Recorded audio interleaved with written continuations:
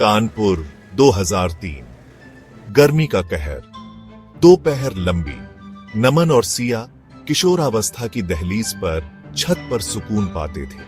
छत पुरानी दीवारों के साथ उनकी पनाहगाह थी। नमन पतंग उड़ाने का शौकीन था।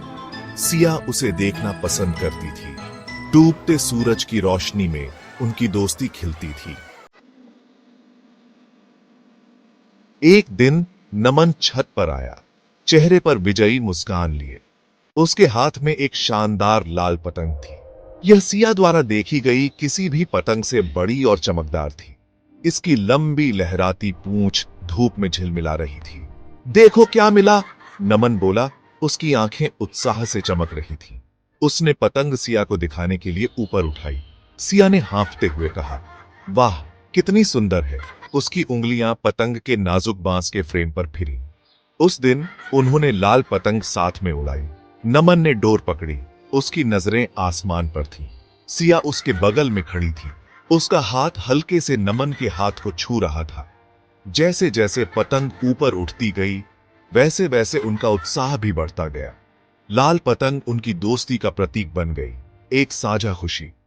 दिन हफ्तों में बदल गए, हफ्ते महीनों में। लाल पतंग कानपुर के आसमान की शोभा बढ़ाती रही, नमन और सिया के बीच बढ़ते बंधन का प्रमाण।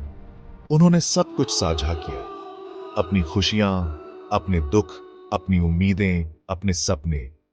छत उनकी पनाहगाह बन गई, एक ऐसी जगह जहां वे बिना किसी बनावट या डर के खुद हो सकते थे। जैसे जैसे वे बड़े हुए, उनकी दोस्ती गहरी होती गई। मजाकिया बातचीत ने एक अलग रंग ले लिया। चोरी छिपे देखी जाने वाली नजरें बहुत कुछ कहती थीं। उनके दिल समय के बीतने से बेखबर एक साथ धड़कने लगे। बचपन की मासूमियत धीरे धीरे पहले प्यार की हलचल में बदल रही थी। एक हवादार दोपहर, जब वे अपनी प्यारी लाल पतंग उड़ा रहे थे, तो उनकी उंगलियां छू गईं। नमन ने सिया की आंखों में देखा। उसकी निगाहों में एक अनकहा सवाल था। सिया ने शर्माते हुए नजरें घुमा ली, लेकिन अब बहुत देर हो चुकी थी। अनकहे एहसासों को स्वीकार कर लिया गया था। उस दिन से सब कुछ बदल गया। छत, जो कभी खेल का मैदान थी, अब चोरी के चुंबनों और फुसफुसाते वादों का ठिकाना बन गई। लाल पतंग अब उनके प्यार का प्रतीक ऊपर उड़ती रही, उनके सपनों और इच्छाओं को साथ लिए। नमन और सिया के लिए जिंदगी हवा में नाचती लाल पतंग की पृष्ठभूमि में बजती एक खूबसूरत धुन बन गई थी।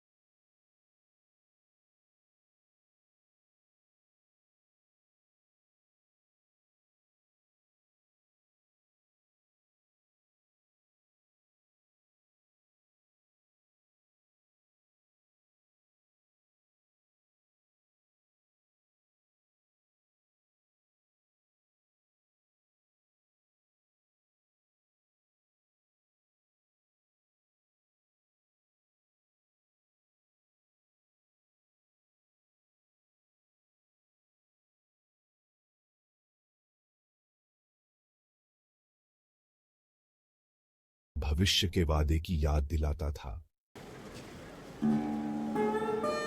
साल बीत गए। नमन दिल्ली में अपने नए जीवन में ढल गया। सिया भी आगे बढ़ी, अपनी पढ़ाई पूरी की और अपने सपनों का पीछा किया। लेकिन उनके प्यार की याद लाल पतंग के प्रतीक के रूप में उनके दिलों में बस गई। एक दिन कानपुर में अपने पुराने कमरे की सफाई करते समय नमन को यादों से भरा एक डिब्बा मिला। पुरानी तस्वीरें, सूखे हुए फूल और एक छोटा सा फीका लाल कपड़ा। उसने उसे तुरंत पहचान लिया। यह उनकी लाल पतंग का एक टुकड़ा था।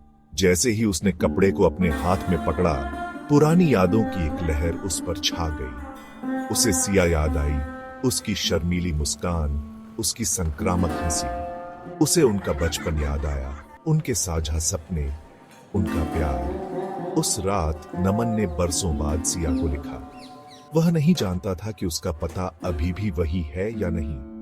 वह नहीं जानता था कि क्या वह अभी भी उसके बारे में सोचती है, लेकिन उसने अपना दिल उड़ेल दिया। उनके बचपन, उनकी लाल पतंग और उस प्यार के बारे में लिखा जिसने समय और दूरी की कसौटी पर खरा उतरा था। कुछ दिनों बाद नमन को उत्तर मिला। सिया का पत्र छोटा था, लेकिन भावनाओं से भरा हुआ था। उसने भी उनकी यादों को संजो कर रखा था। वह भी कभी नहीं भूली थी। उन्होंने फिर से एक दूसरे को लिखना शुरू कर दिया। मीलों दूर अपने जीवन को साझा करने की खुशी को फिर से खोज लिया। और फिर एक दिन नमन ने कानपुर जाने का फैसला किया। वह सिया के दरवाजे पर पहुंचा, हाथ में लिली का एक गुलदस्ता लिए। सिया ने दरवाजा खोला। उसकी आंखें हैरानी से फैल गईं। 10 साल बीत चुके थे, फिर भी ऐसा लग रहा था जैसे कल की ही बात हो। वे एक पल के लिए वहीं खड़े रहे, एक दूसरे की आंखों में खोए हुए। उस शाम वे अपनी पुरानी छत पर गए। शहर की रोशनियां नीचे टिमटिमा रही थी, जैसे रात के आसमान में तारे। नमन अपने साथ एक नई लाल पतंग लाया था। जैसे ही उन्होंने इसे साथ में उड़ाया, सालों पिघल गए।